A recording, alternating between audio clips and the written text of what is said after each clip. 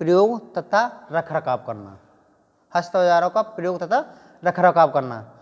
रखरखाव का मतलब होता है उसको कैसे तरीके से रखा है जिससे हमें बाद में काम करने जरूरत पड़ने पर उसे ढूंढा जा सके, और रखरखाव से हमें हर काम को आसान हो जाता है। अगर क्रमबद्ध तरीके से रखेंगे तो इसका उद्देश्य यही हो जाता है कि हम किसी चीज़, जैसे मान लो सपोज करो हमने काम किया, फेंक दिया, फिर काम जरूरत पड़ी तो हमें वो वहाँ चीज़ नहीं मिलेगी। अगर हमने एक जगह रखा है, दूसरे उठाने के बाद फिर काम करने के बाद फिर वहीं रख दिया, जब कभी काम पड़ा तो वहाँ पे ही हमें हाथ जाएगा, तो मैं ये जो ढूंढने की प्रक्रिया है वो खत्म हो जाती है। इनका रखरखाव, ठीक है। और हस्त औजार का मतलब हाथों में प्रयोग होने वाले औजार हस्त औजार कहलाते हैं। हाथों से जो प्रयोग किए जाते हैं, जो काम किया जाता है, तो हस्त औजार के अंतर्गत आते हैं, ठीक है। तो आपको पहले, सबसे पहले आता है आपका, मैं बात करता हूँ कॉम्बिनेशन प्लायर के बारे में, ठीक है। एक प्लायर होता क्या है, तो पहले प्लायर की थ्योरी पढ़ो। हम लोग क्लास में थ्योरी पढ़े होंगे। प्लायर क्या होता है, प्लायर कितने प्रकार के होते हैं, प्लायर का क्या काम होता है, ठीक है। तीन मोस्ट चीज होती है। प्लायर किसे कहते हैं, प्लायर का काम क्या है, और प्लायर का कैसे प्रयोग किया जाता है, ठीक है। फिर तीन बात आएंगी।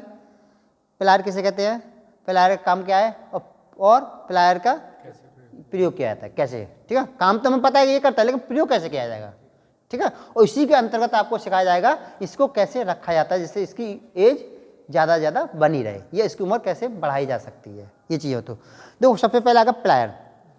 प्लायर इलेक्ट्रीशियन का सबसे महत्वपूर्ण भाग होता है या औजार होता है।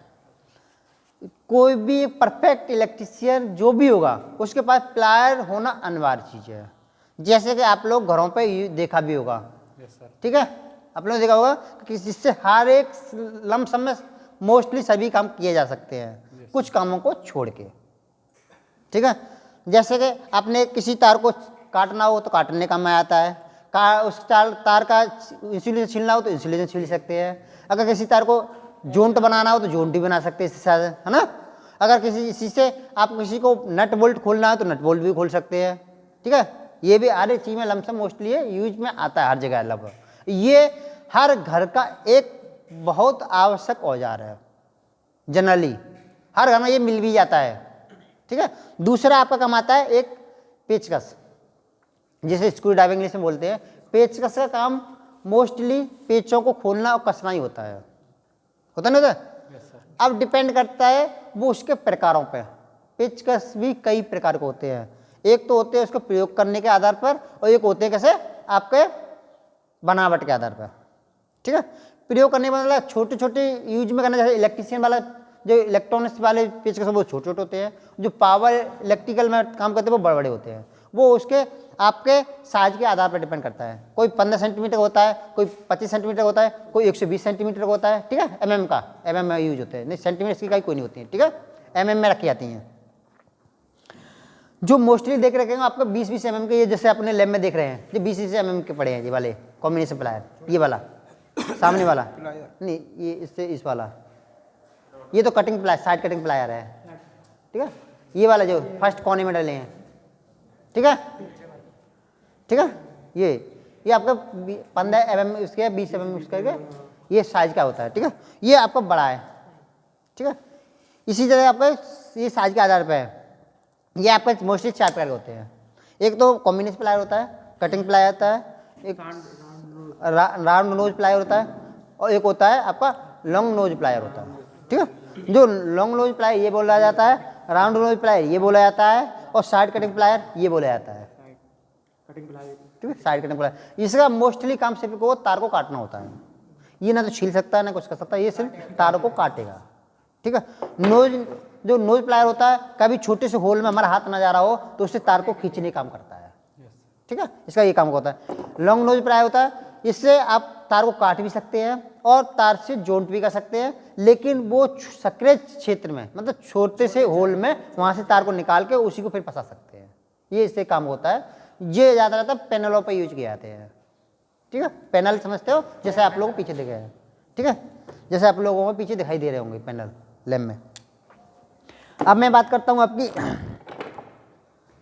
इलेक्ट्रीशियन चाकू की, इसका नाम से ही पता चल जाता है कि ये सिर्फ क्या काम करता है, तार का इंसुलेशन छीन लेगा, या वायर का या कंडक्टर का इंसुलेशन छीन लेगा।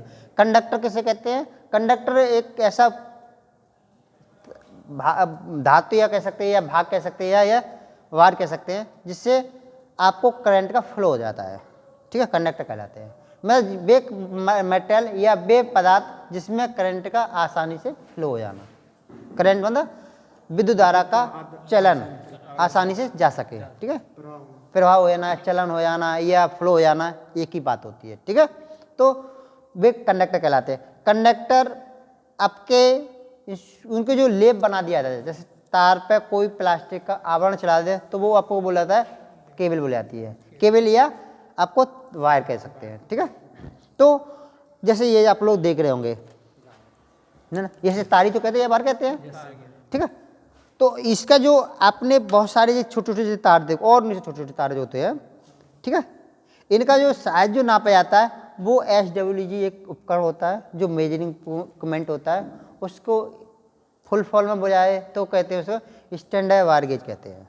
ये गोल चक्ति निमा होती है, उस पर कुछ अंक डले होते हैं, 0 से लेके 29 तक, शायद उस पर 29 या 35 तक, 36 तक उस पर नंबरिंग होते हैं। जो जितना छोटा नंबर वो उतना मोटा तार, हाँ वायर गेज की बात कर रहा हूँ, स्टैंडर्ड वायर गेज की, और जो जितना ज़्यादा नंबर वो उतना पतला तार, ठीक है। वो नंबर का एक अपोजिट होता है, उल्टा होता है। जैसे जैसे हम लोग सोचते हैं कि ज़्यादा नंबर लाएं तो अपनी वैल्यूएशन बढ़ेगी, तो इसमें क्या कह सकते हैं, जितना मोटा तार होगा उतना उसका नंबर कम होगा, ठीक है। वो भी एक तरह का माइक्रोमीटर भी होता है जो मोटाई नापता है, किसकी? तार की, ठीक है, तार की मोटाई नाप सकते हैं। एक होता है वर्नियर कैलिपर्स होता है जो तार का आंतरिक व्यास भी नापता है और बाहरी व्यास भी नापता है, ठीक है, लेकिन ये सिर्फ बाहरी व्यास नापता है, माइक्रोमीटर, ठीक है। ये आपको हो गए तार, आपको छीलने के इलेक्ट्रिशियन चाकू को छीलने का तरीका हो गया। अब एक और उपकरण होता है मोस्ट, सबसे ज़्यादा उपकरण आप लोगों ने इलेक्ट्रिशियन में ये देखा होगा, इसे बोलते हैं टेस्टर बोलते हैं, या फेज टेस्टर बोलते हैं, या नीम टेस्टर बोलते हैं। एक ही चीज़ होती है ये, नीम टेस्टर बोलो, फेज टेस्टर बोलो या टेस्टर बोलो, ठीक है। तो ये आपको एक देखने में तो पेन नुमा दिख रहा होगा, ठीक है, पेन नुमा ही दिख रहा है, पेन जैसा। ये आपको पॉकेट के अंदर रखा था, अगर ये इसके अंदर चले तो सोचिएगा कोई व्यक्ति दिख रहा होगा ये इसके पास पेन है, ये टेस्ट नहीं बता सकता। तो इसका जो निब है, जो टिप है, टिप का काम होता है पेचों को खोलना कसने का काम करता है, और इसके साथ साथ क्या करता है, ये फेज का भी पता करता है, तो फेज चेक करना या पता करना कि इसमें करंट आ रहा है या फेज आ रहा है या नहीं आ रहा है। ये हमेशा फेज पे ही चेक किया जाता है। देखो किसी भी तार में, किसी भी दो तार होते हैं, किसी बल्ब या किसी मशीन चलाने के लिए दो तार का यूज किया जाता है, एक होता है फेज होता है, एक होता है न्यूट्रल। अगर न्यूट्रल और फेज ये इसमें यूज किया जाता है, अल्टरनेटिव करंट में यूज करते हैं। अगर डायरेक्ट करंट की बात करें तो उसमें धन और ऋण होता है, तो हम मोस्टली इसको यूज कहाँ करते हैं, आप अधिकतर यूज करेंगे अल्टरनेटिव करंट, जो घरों में प्रयोग की जाती है। एसी लाइट की बात कर रहे हैं, ठीक है, एसी लाइट पे यूज करते हैं। एसी लाइट में जिसमें न्यूट्रल की बात आए तो समझ जाना वो एसी की बात हो रही है, ठीक है। अगर ऋण और धन की बात आए तो समझ जाना ये डीसी की बात हो रही है, ठीक है, ये चीज तो हो रही है। तो हमने इसमें एक, आपने ये टिप दे रखी है जो पेननुमा दिख रहा है, उसके अंदर एक जो सिंक होती है जो आपकी रॉड टाइप की होती है, और उसमें एक हैंडल होता है जो जिस प्लास्टिक का बना होता है, उसके भीतर एक रेजिस्टेंस होता है, और रेजिस्टेंस से एक न्यू लैंप होती है, ठीक है। रेजिस्टेंस कहते हैं नील लैंप होती है। नील लैंप का काम होता है ये बल्ब को जल जाना, जैसे लाइट आएगी तो जल जाएगी, और रेजिस्टेंस का काम होता है उसको उसी के अनुसार उसको करंट को फ्लो होने देना, इसीलिए रेजिस्टेंस लगाया जाता है। रेजिस्टेंस की वैल्यू हाई होती है और करंट का मान इसमें कम होता है, क्योंकि न्यू लैंप ना के करंट पे ही ऑपरेट हो जाती है, जल जाती है, ऑपरेट में जल जाती है, और थोड़े से मान।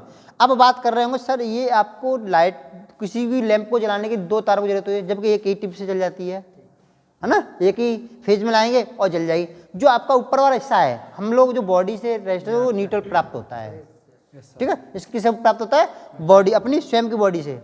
जो मालूम है इंसान के अंदर भी एक रेजिस्टेंस का मान होता है, अगर कोई करंट अपने रेजिस्टेंस से ज़्यादा फ्लो हो जाए तो हमें घातक होता है, जिसे हम इलेक्ट्रिक शॉक कहते हैं, नहीं कहते हैं, शॉक लग गया या झटका लग गया, लाइट का झटका लग गया, लाइट ने पकड़ लिया, ये तो बोल, हाँ क्यों नहीं लगेगा, अगर उसकी करंट का मान अपने रेजिस्टेंस से ज़्यादा होगा तो, ठीक है, एक अपनी बॉडी जो सहन करती है उससे ज़्यादा हुआ तभी झटका लगता है।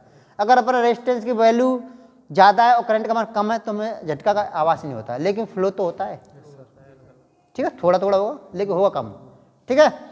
यही बाकी आप सब लोग समझ गए ना। लाइन टेस्टर है, क्या चेक करते हैं, लाइन को पता करता है कि लाइन आ रही है या नहीं आ रही है, ठीक है, इसका काम यही है।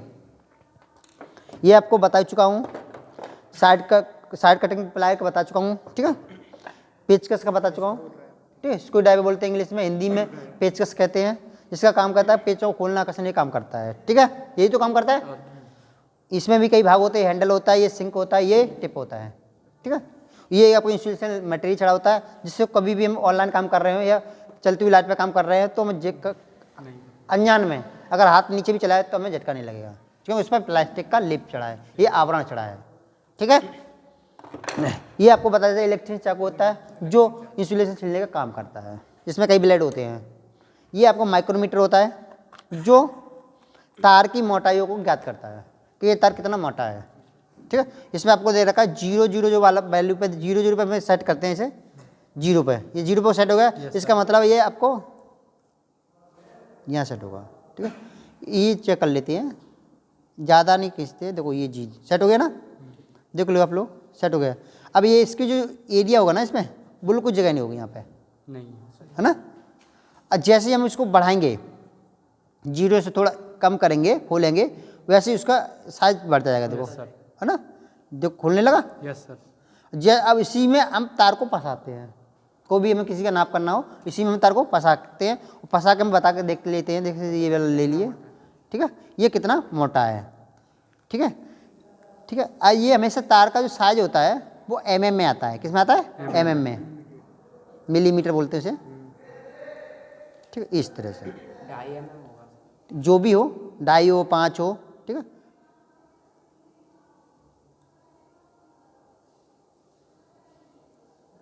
ऐसे देखते हैं इनके बीच में कोई गैप ना हो, है ना, लगे है ना। अब नाप लीजिए, 15 नहीं हुआ है, 20 थोड़ा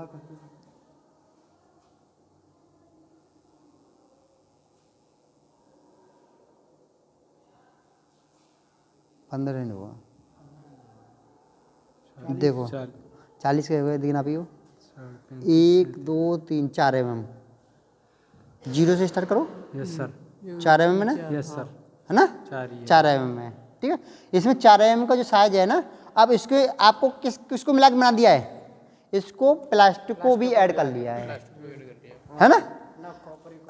अगर कॉपर के तारों के साइज की बात करें तो कॉपर ये कितने का, जितने तार का साइज होगा वो इसके mm में आ पाता है, और इसको प्लास्टिक करके 4 mm का है, मतलब इसमें आधा mm जो है आपका वो प्लास्टिक का आवरण है, ठीक है। अतः ये 2.5 mm की केबल है, ठीक है, 2.5 mm स्क्वायर में हो जाता है, ठीक है, 2.5 mm की केबल है, ठीक है, mm में आती है।